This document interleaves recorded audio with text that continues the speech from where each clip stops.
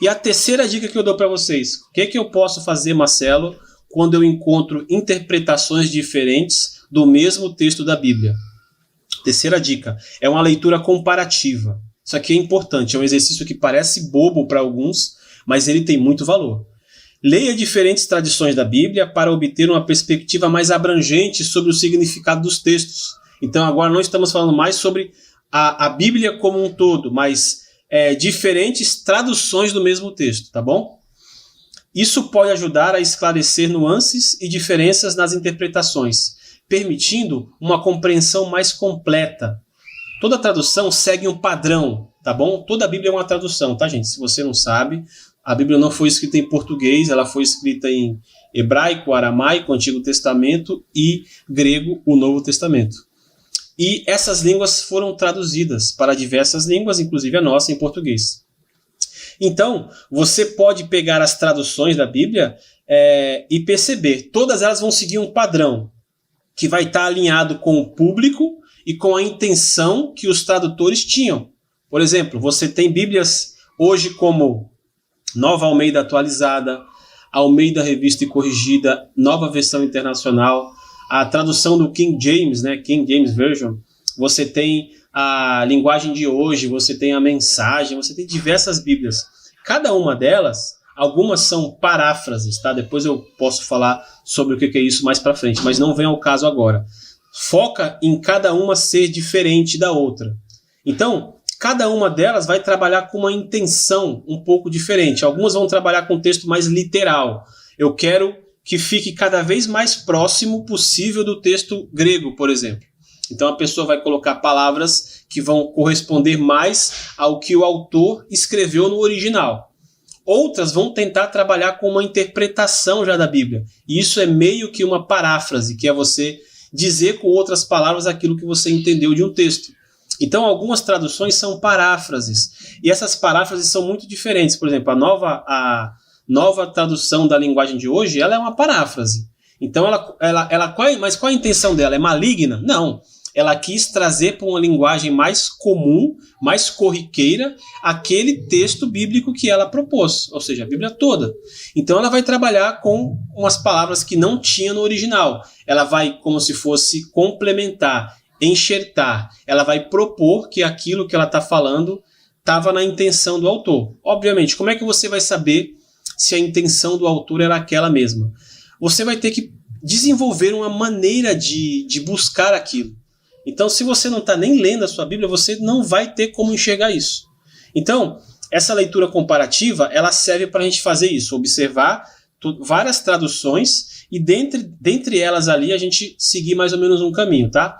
Então, toda tradução, ela tem uma intenção, como eu falei para vocês. Então, encontrar boas traduções e fazer comparações entre elas trará o quê? Uma maior perspectiva, né, um campo de visão, na compreensão e aplicação do texto bíblico. Quer ver um exemplo? Deixa eu colocar para vocês aqui, ó. Eu tenho aqui comigo um texto de Salmo 19:1. Olha só, vamos dizer que eu estou na minha devocional, eu estou fazendo a leitura do Salmo 19:1, e eu quero fazer agora uma comparação entre traduções, tá? Então eu tenho aqui comigo a NVI, a Nova Tradução na Linguagem de Hoje, a King James Fiel, a Almeida Revista Atualizada, a Almeida Revista Corrigida, a Mensagem, Nova Versão Transformadora e a Bíblia Nova. Tenho aqui umas 7, 8 traduções aqui comigo. E eu vou ler o Salmo 19:1. Caramba, o que será que diz a NVI? A NVI fala assim: os céus declaram a glória de Deus, o firmamento proclama a obra das tuas mãos. A linguagem de hoje: o céu anuncia a glória de Deus e nos mostra aquilo que as suas mãos fizeram. É a mesma ideia, só que numa tradução diferente. A King James: os céus declaram a glória de Deus e o firmamento mostra o trabalho das suas mãos. Ou seja, ele trocou a palavra obra por trabalho. Em vez de usar o verbo proclama, ele usou o verbo mostra. Tem a sua diferença. A Almeida Revista Atualizada: os céus proclamam a glória de Deus e o firmamento anuncia as obras das suas mãos. Então temos aí proclama temos mostra e temos anuncia. 3 verbos aí diferentes para apontar para o mesmo texto, ok? E aí eu vou pular aqui para NVT, que é a nova versão transformadora, se não me engano é isso. Os céus proclamam a glória de Deus, o firmamento demonstra a habilidade das suas mãos. Então, perceba a diferença? Poxa, Marcelo, mas se eu fizer isso, isso vai acabar me confundindo mais. A ideia é que você desenvolva uma habilidade de escolher uma Bíblia que seja a que você mais se conforma. Por exemplo, isso pode ser estranho para você se você não está acostumado a ler muito a Bíblia. Mas quando a gente estuda e quando a gente lê mais, a gente consegue entender essa linha de raciocínio. Por exemplo, eu tinha até 2016, 17, eu tinha uma versão preferida, que era a Almeida Revista Atualizada, a ARA, A-R-A. Gostava muito daquela tradução.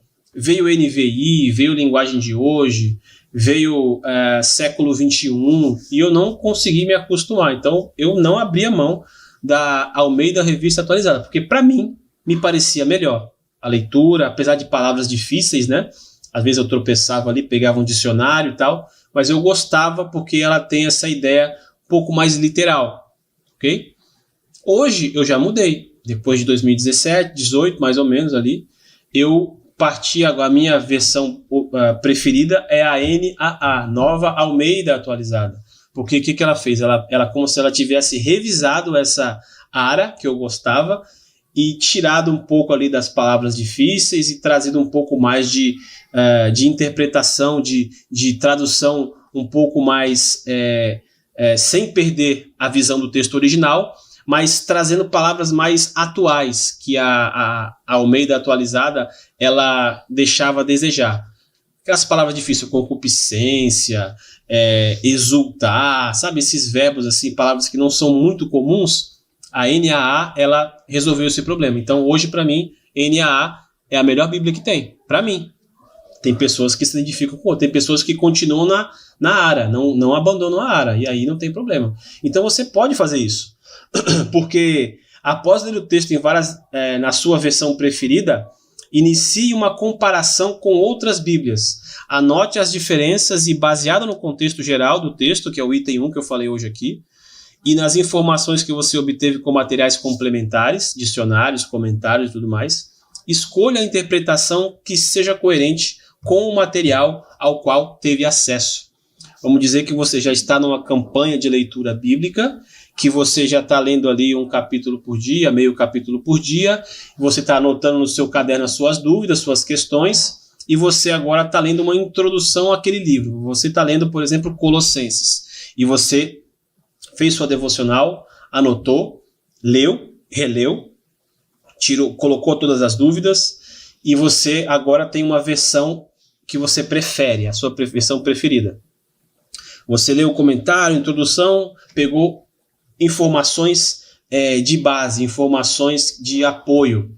A partir disso, você vai poder fazer uma comparação, ok? Então, o texto que foi de Colossenses, capítulo 1, que foi escrito pelo apóstolo Paulo para a igreja de Colossos, a igreja que foi fundada pelo irmão Epáfras, Paulo que nunca teve naquela igreja, aquela igreja que ficava naquela região ali, se eu não me engano é da Grécia ou da Ásia, e hoje aquela cidade não existe mais, mas era uma cidade que tinha como principal atrativo econômico, atividade econômica, a área têxtil, né, que o pessoal fazia lá as roupas, tinha um linho específico daquela cidade. Você lê um monte de informação sobre o texto, aí agora você vai fazer a comparação. Mas aí o fulano ali falou que quando Paulo diz que eu oro por vocês, Colossenses, ele está dizendo para mim que ele orava todo dia e sem esquecer nenhum nome. Ele falava o nome de todo mundo, porque ele falava, lembro de vocês nas minhas orações. O outro pastor falou, não, ele falava como um todo, da igreja, não citava nome por nome, até porque ele não conhecia as pessoas. Como é que você vai... É um detalhe que parece bobo, e para a interpretação do texto, ele pode parecer dispensável, mas você quer se aprofundar, você quer chegar um pouco mais perto do texto, colocar o rosto, a cara mais para dentro do texto. você vai pegar as suas anotações, você vai pegar o material de apoio, né? Você vai pegar a sua Bíblia preferida, você vai pegar outras Bíblias e vai comparar aquilo. Será que ele orou por todo mundo ou ele orava coletivamente? Um por um, individualmente ou coletivamente? E você vai escolher. E assim você vai conseguir vencer essa barreira por meio da leitura comparativa.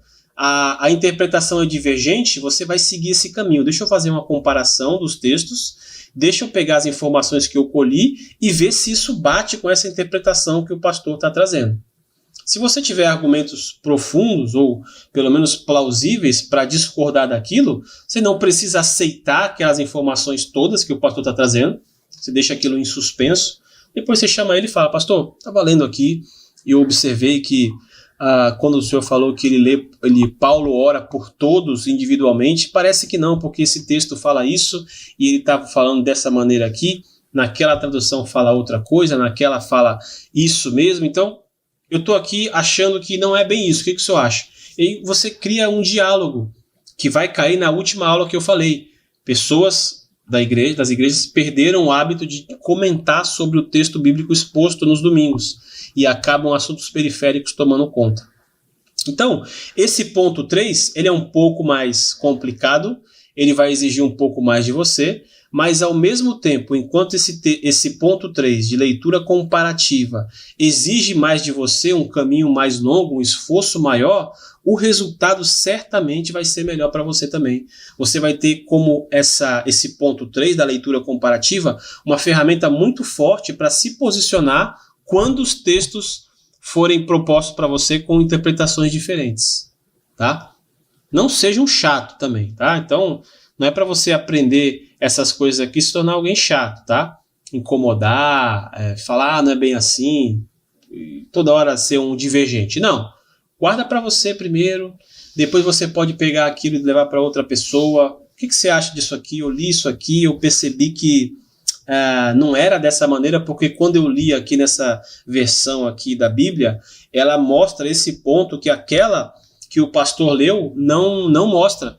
E aí, quando eu fiz o estudo, a leitura da introdução da carta de Colossenses, que é o exemplo que eu dei aqui, eu percebi também que aquela informação não é compatível, então não tem como acontecer aquilo que foi proposto, porque tinha isso aqui antes. E essas comparações qualquer um pode fazer. Não precisa ser teólogo para fazer essas comparações. Só que você precisa se esforçar, no sentido de quê? Ter um compromisso de ler todo dia, se possível todo dia.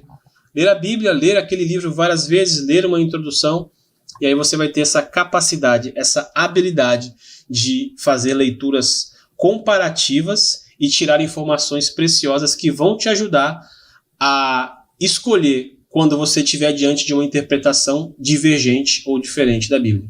Tá bom?